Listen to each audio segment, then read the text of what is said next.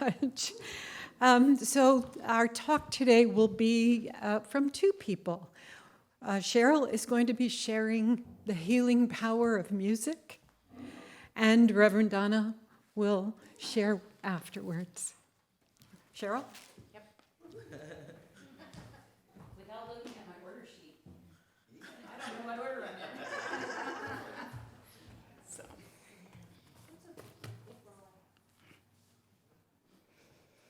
Thank you. Thanks for asking me to talk about music, one of my favorite things. What kind of music has meaning for you? What kind of music do you like to hang out with? Music helps us feel good. It increases dopamine, a pleasure chemical in our brains, and lowers cortisol. The Beach Boys said it right in their song, Good Vibrations. Choosing to surround ourselves with music calms, inspires, and heals us in multi-dimensional ways. Music is shorthand for our emotions and speaks directly to our hearts. What kind of music touches your heart? Several examples of effect on me and some of my friends here are, from musical theater, my favorite things, da da da dee da da da da da da da. Then from Crazy for You, I've got rhythm, da da da da dee da da da. I've got my friends who could ask for anything more. Those are two favorite musical theater things that I like, and they both have truths in them that we can learn from and practice.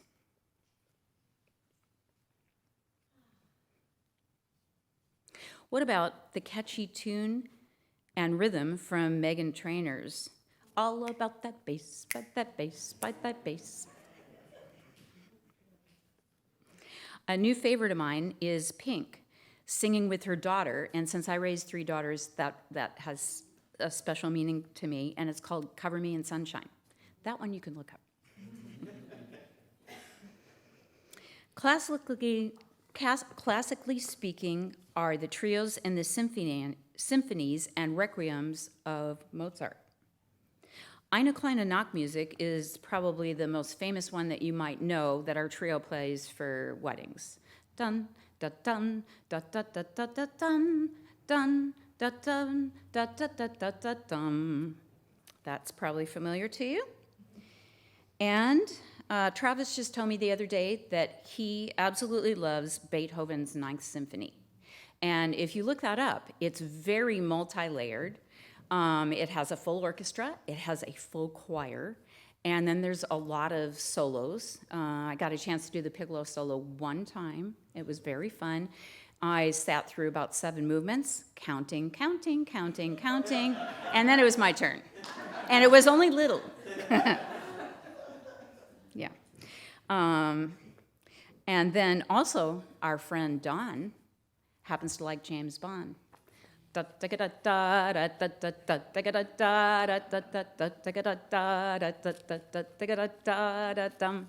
That gives you anticipation, adventure, and rhythm. Those are just a few that I wanted to share with you. What are your favorite radios or apps? Radio stations or apps? Oh, okay. Yeah, you can say whatever you like.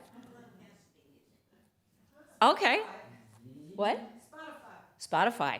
That's good. How about oldies? Anybody like oldies? Oh, yeah, Beatles. Beatles, that's good too. Musicians, composers, and songwriters use their skills to express beauty and sadness and to communicate life experiences. Musically, this can be expressed through major keys being happy and minor keys being sad.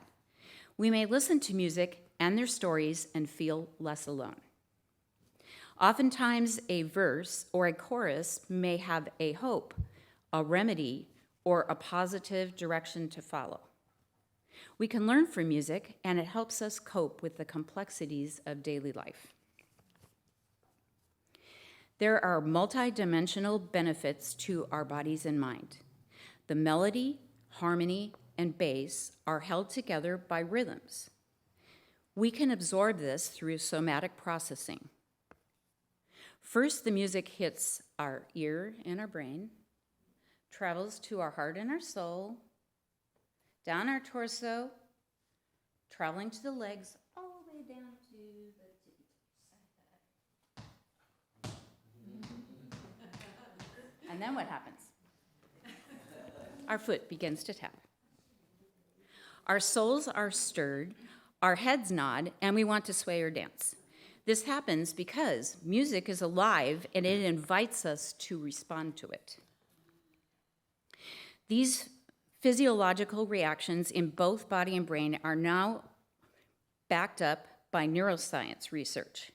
Our brains light up in both the left and the right brain hemispheres, make new pathways, and create new myelin, protecting our memories inside our brain. That means that both listening or making music improves and expands our health. Let's break down the definitions of music, medicine, and healing to increase our understanding. Music defined is an arrangement of pleasing sounds that creates beauty. Medicine is defined as a field of study supporting health. It is used to treat or heal pain. Both doctors and medicine men and women are healers and educators of knowledge and wisdom. Healing is the process of making your body, mind, or soul better, like transformation even. Thus, the power of music is like healing medicine. The power of music shapes our feelings, our thoughts, and our bodies, as we have learned today. How will you decide to apply this information to your life this week? Would you like to renew an instrument learned a long time ago? Would you like to write a personal list of uplifting, helpful songs, symphonies, things that you want to remember from a long time ago? Would you enjoy getting live concert tickets? How could this play out in your life this week? Lastly, music is a bridge of faith that brings us closer to the heavens and the cosmos. Leopold Stokowski says, an artist paints on canvas, but musicians paint their pictures from sound. May our music today be a gift, a blessing, and peace to you all. Thank you.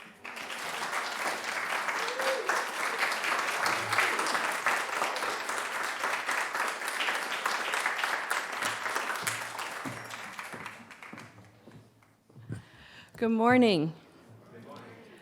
I am very grateful for a few things. One, I get to share a stage with Cheryl, which means a lot to me, and I got to hear your trio in person. I'd always wanted to make it to her concerts in front of her home, and something always came up, so I wasn't able to go. So thank you, Spirit, for today. And I wanted to give a shout out to Chris Shelton. I'm very grateful. The last time she was here, she was our guest musician a few months ago. And she had a little bag with her afterwards. I was over in youth church that Sunday, and she came to find me with this cute little bag, and it was this shirt. She said, I got this shirt, and it didn't quite look right, but I thought of you. So this is the first time I'm wearing it, and I had told Chris that I would wear it at church, and I couldn't wait, so thank you again, Spirit, for the opportunity that presented itself. My talk title is Grateful for All I Have. And there's a lot of things that I think we can be grateful for, even when we may not be feeling in that space of feeling gratitude. By the way, my daughter graduated from OSHA in music and theater, so I got to hear a little bit of, some of that came back to me today. And I'm thinking a lot about the gratitude of that experience as well, because in my experiences, I hadn't had a lot of introduction to music. I grew up playing the piano, but that was it. So getting that introduction, as my daughter was a student of OSHA for 7th grade through 12th, that's quite a long time, I got to experience a lot of different experiences in that time. So that's one thing I'm very grateful for. I also wanted to talk about gratitude and prosperity.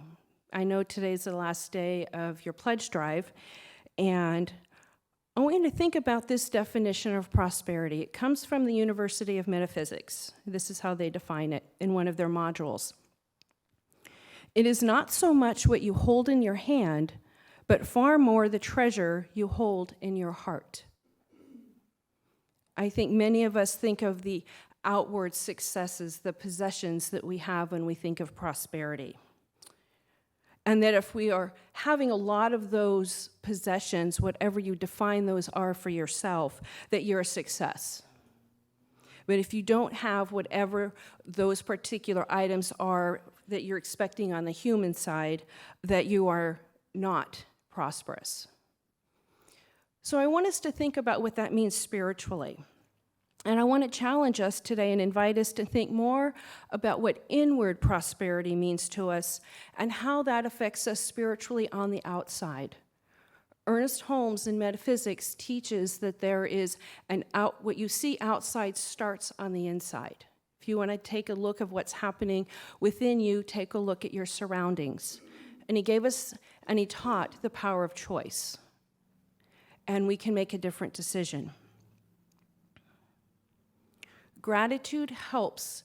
It's a very active, daily spiritual practice if we choose to engage in it. And it's one that I think we sometimes are thinking about this time of year, where maybe the rest of the year it might not be on our forefront of our minds. So I'm going to invite us to take what we are feeling now and continue it on past November. The University of Metaphysics also teaches 3 types of prosperity, which I had not thought of before this module. And it's material prosperity, mental prosperity, and spiritual prosperity. And what do you think how those 3 work together? I'm going to ask you to think about it. Material is being happy and being satisfied with what you have. It's not how much you have, it's what do you have. What are you grateful for? And instead of focusing on what you don't have, focusing on what you do have. Love of friends. Whatever it might be, that you woke up this morning, that a stranger smiled at you, that you walked into a place you hadn't been in quite a while and were greeted with open arms. That was my experience this morning. And being thankful for our health, because any degree of good health is prosperity. Working in end of life, working with those who are struggling with health challenges, I see that prosperity in my own life, being able to do the things that I enjoy to do. Some things I might have had to shift a little when I turned into my 50s, and at the same time, I feel prosperous in having the health that I do. How about mental prosperity? Having peace of mind in the midst of challenges, in the midst of what's going on in the world. That's not a commodity that some of us have, is that peace of mind. So focusing in on gratitude and feeling that peace of mind. Practicing forgiveness. Letting go of anger or resentment or what you wish had been instead of accepting what was. And again, using the power of choice like Ernest Holmes teaches, moving forward and letting things go to step into a new beginning, a new now. And the last thing on mental prosperity is freedom from closed-mindedness or the inability to see all sides of an issue. And that's, I think, where we come in metaphysics, is having that opportunity to have an open heart and open mind. We teach a world that works for everyone. That means that we are open to seeing the differences and the similarities and recognizing God is in the midst of all of that. And the last one, but the most important one I wanted to speak on, is spiritual prosperity. Because that is the highest level and the ultimate meaning of the word prosperity. It's turning within. It's knowing that the divine is within each and every one of us. It's called the church within. Christian Larson calls it the great within. Ernest Holmes called it the ultimate stuff. Spirit, love, beauty, joy. All of these words represent God, Spirit, within each and every one of us. When we can feel that oneness with the divine, we are prosperous. And I firmly believe when we come forth from within that space, outward appearances shift. We might have a deeper sense of calm.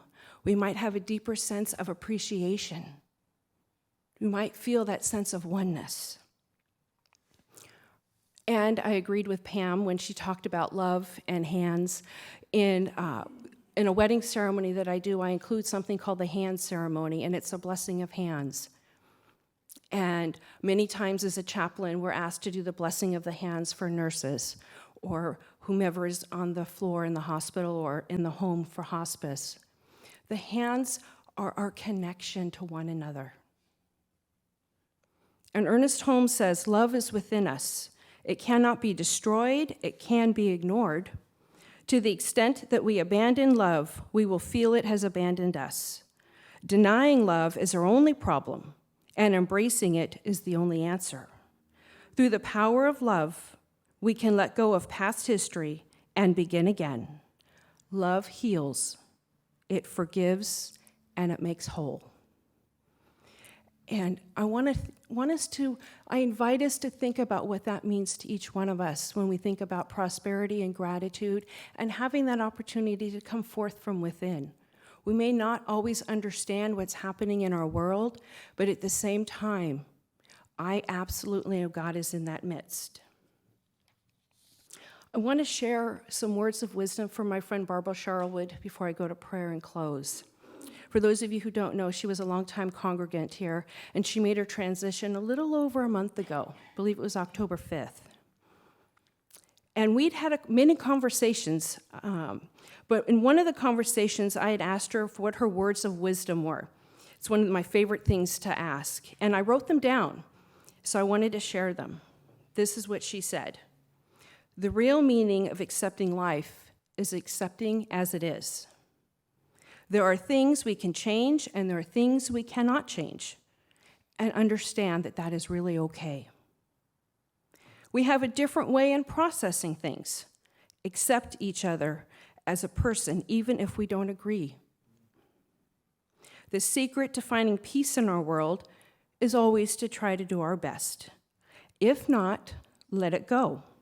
Don't be too hard on yourself. And she laughed when she said that. She laughed a lot. And she said, you want 100% in living life, not a 98%. We are here to learn. The world is a mystery. We need to lighten up, which isn't always easy to do. And humor is important. So I'm grateful for my friendship with Barbara, and I absolutely know that as she has moved into her next expression, that the words of wisdom that she left with me, I pour forth, and I know she's touched many of our lives here too. So I invite us to close in prayer. My talk in prayer. It's one of my favorite things to do because I recognize and know that when we go to prayer, we're calling forth the divine love, the divine light, the divine peace, the divine wisdom that I know is God.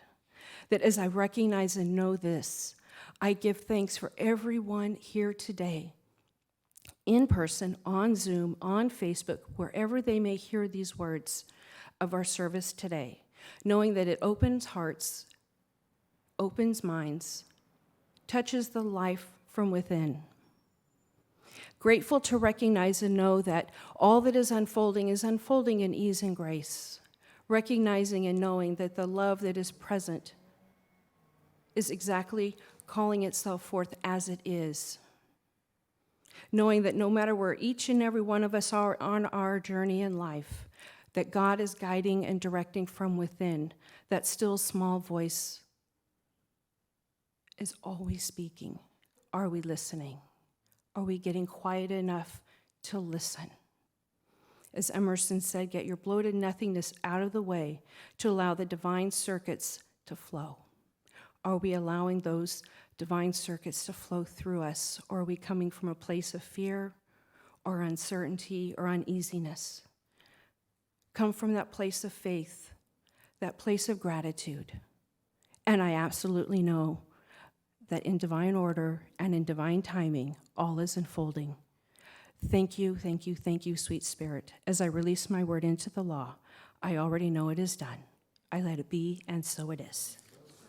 Thank you so much for allowing me to be here this morning.